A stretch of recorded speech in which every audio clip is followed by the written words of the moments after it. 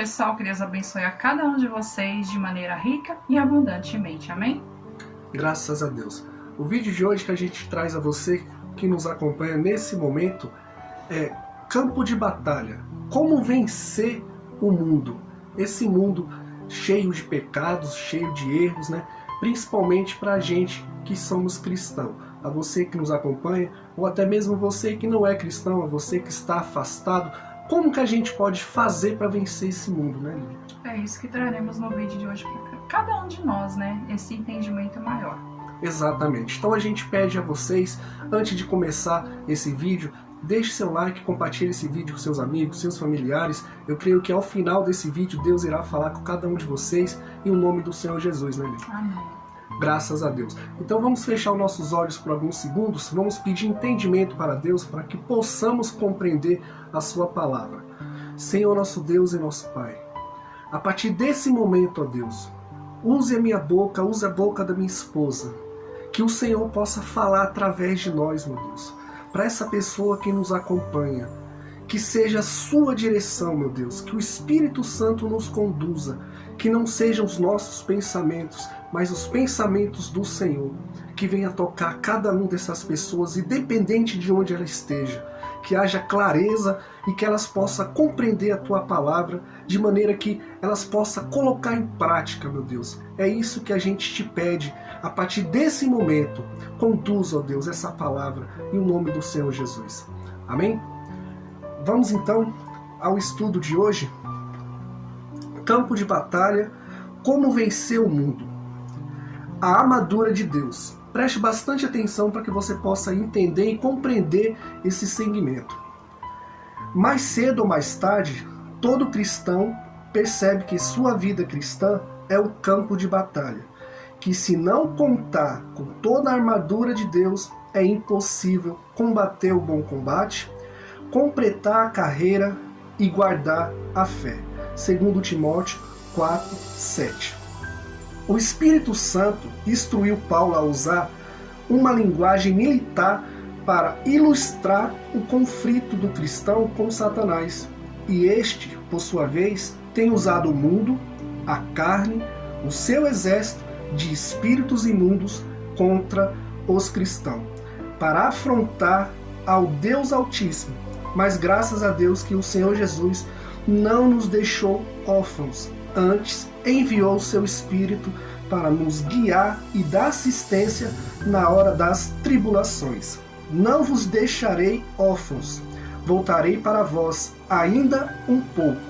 E o mundo não me verá mais, mas vós me vereis, porque eu vivo e vós vivereis. João 14, 18 e 19. Conta 3 ferozes inimigos: o mundo, a sua própria carne e o diabo. Efésios 2, 1, 3. O mundo diz respeito à sociedade em que vivemos, que se opõe à fé no Deus da Bíblia Sagrada e satisfaz a concupiscência da carne, desejos, sexualidades, cobiças, a concupiscência dos olhos e da soberba, orgulho da vida. 1 João 2, 15, 17. O mundo, né, Lília, ele só nos traz coisas que vai na contramão da palavra de Deus. A gente que somos cristãos, a gente não pode viver de acordo com as coisas do mundo, porque a gente sabe muito bem que esse mundo que nós vivemos já é do maligno. Então, se a gente somos cristãos e vive de acordo com essas regras que o mundo opõe, a gente não está vivendo uma fé inteligente. A gente não está sendo obediente à palavra de Deus, né? Se você for viver as coisas deste mundo e deixar as coisas de Deus, além de você estar vivendo contra a palavra de Deus, seguindo as coisas que você não deve fazer, vai te tirar do foco, vai tirar você até de dentro da igreja, porque as coisas do mundo vai te atrair a fazer só coisas erradas, porque nada deste mundo vai te atrair para fazer coisas boas, mas só o contrário, aquilo que Deus não quer que façamos, né? Exatamente. A carne.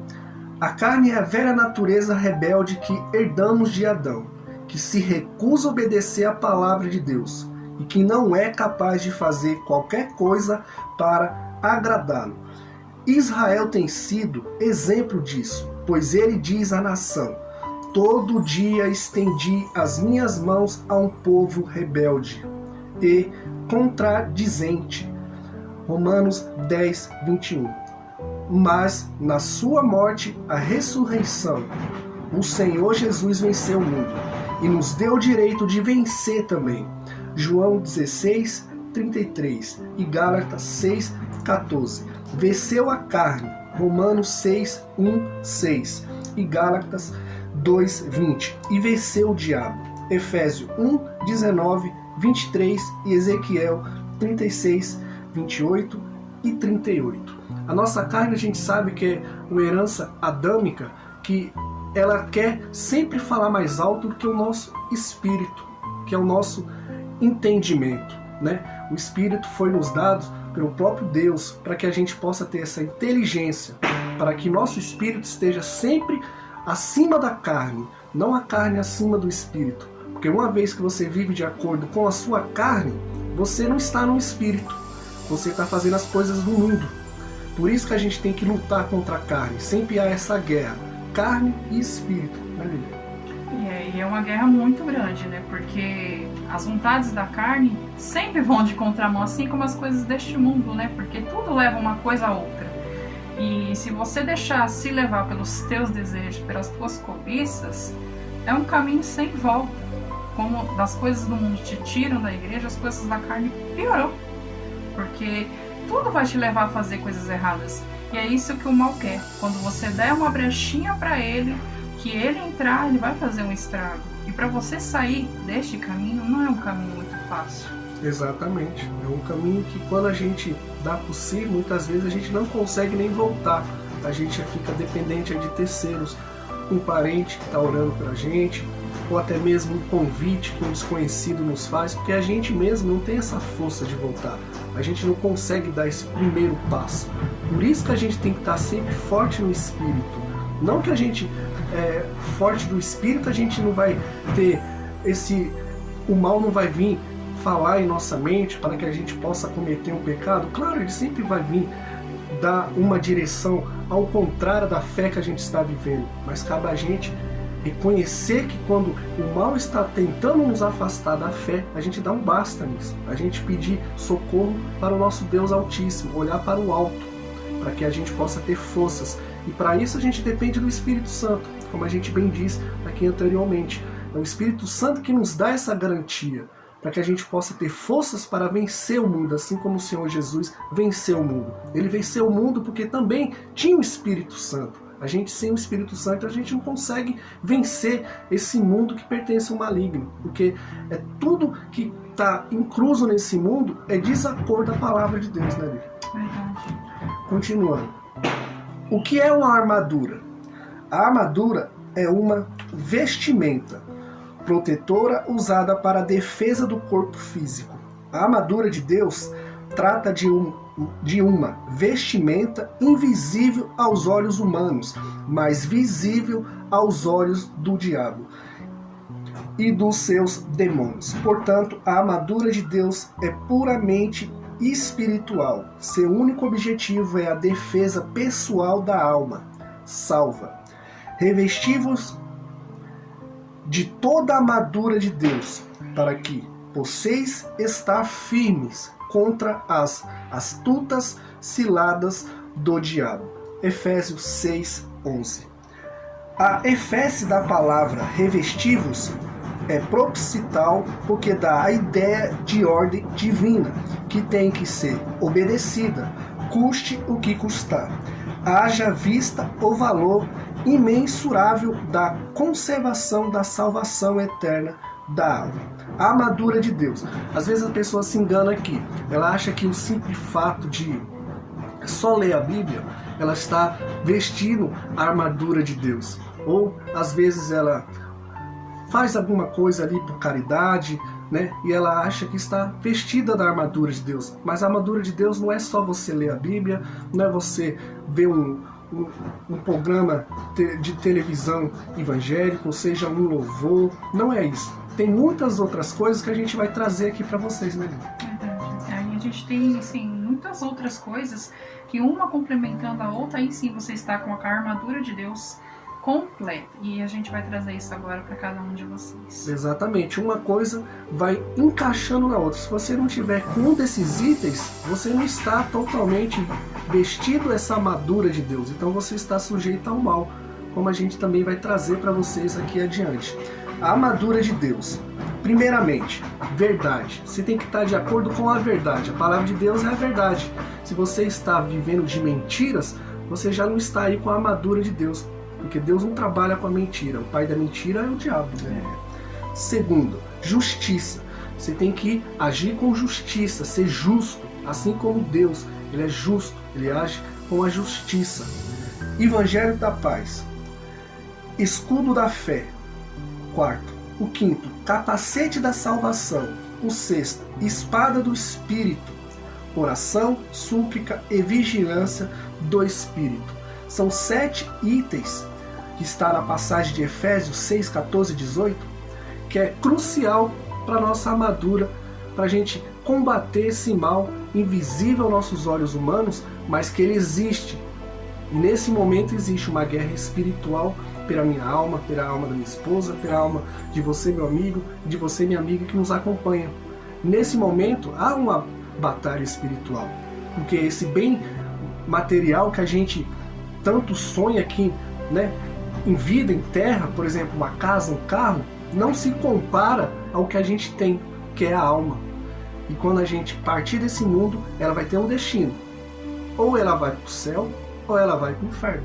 Né? A nossa alma é um bem mais precioso para o nosso Deus. E para nós também, que a gente tem que lutar pela nossa alma estar salva, para um dia Deus nos permitir ter o privilégio de morar com Ele na glória. Então, por isso que Deus fica nessa guerra com o diabo, porque Deus luta pela nossa alma, por isso que Ele quer ver a nossa salvação, por isso que Ele que fala em Sua palavra, para a gente lutar, porque essa batalha é constante, é diária. Não é você só lutar um dia, você venceu uma luta lá, um vício, por um dia você acha que você já foi salvo. Não, é diária, é constante.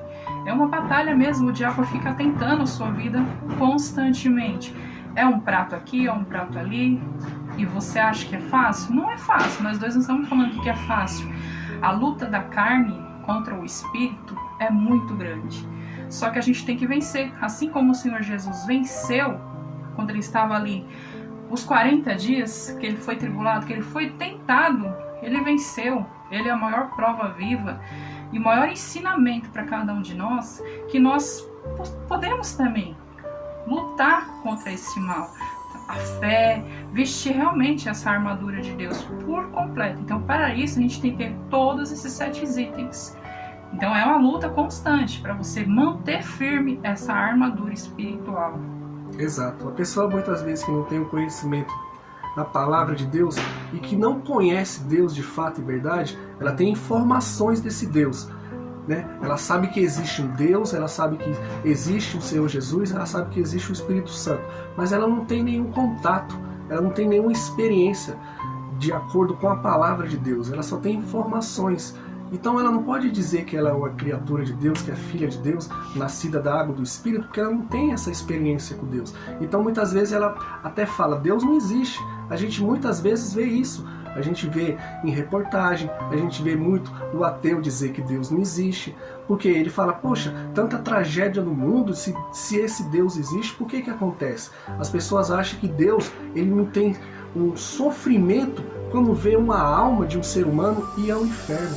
A palavra de Deus diz que Deus sofre com isso. As pessoas pensam que Deus está ali no seu trono, sentado, olhando os anjos ali, louvando ele está de boa, ele está na paz, ele não está nem aí para o que acontece aqui no mundo. Pelo contrário, ele sofre ao ver uma alma perdida para Satanás. Principalmente quando essa alma ela vai para o inferno. É a palavra de Deus que diz isso, não sou eu, não é minha esposa Lília, é a palavra de Deus. Deus sofre. Então é para isso que tem um servo de Deus, que tem a palavra de Deus, que é um manual para o ser humano, para ele ter uma vida, uma comunhão com Deus. Sair desse erro que ele se encontra, nesse mundo que traz só coisas ruins, para ele ter uma vida junto com Deus, né? Uma vida realmente de bênçãos. abundantemente, como diz a sua palavra, para que no final dessa vida terrena, ele vai ter paz. Não vai ter mais sofrimento, não vai ter mais lágrimas, não vai ter mais dor. Mas para isso, há uma guerra, há um processo. Não é da noite para o dia que você vai conquistar a sua salvação. É como a gente bem diz aqui, é uma batalha. É dia após dia. E você tem que ir até o final. Não achar que você hoje está salvo e amanhã você não precisa lutar para a sua salvação. Pelo contrário, você tem que lutar até o último dia da sua vida, até o último respirar. Quando você não tiver mais esse suspiro aqui, nesse mundo, aí você vai para a glória.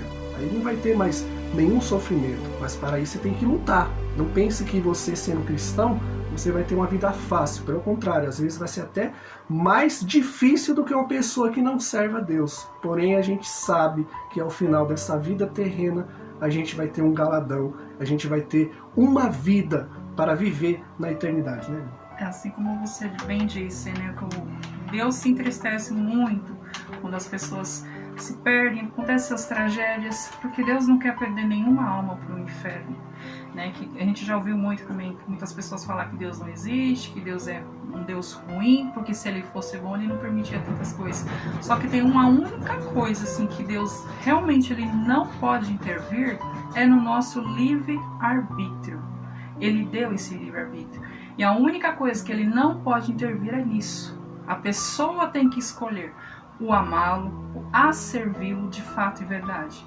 Então, quando a pessoa escolhe viver as coisas deste mundo, viver as coisas da carne, infelizmente Deus não pode fazer nada. E por isso que Deus se entristece. Porque a alma dessas pessoas que escolhem o mundo, escolhem as cobiças, as concupiscências da carne, elas vão infelizmente para o inferno.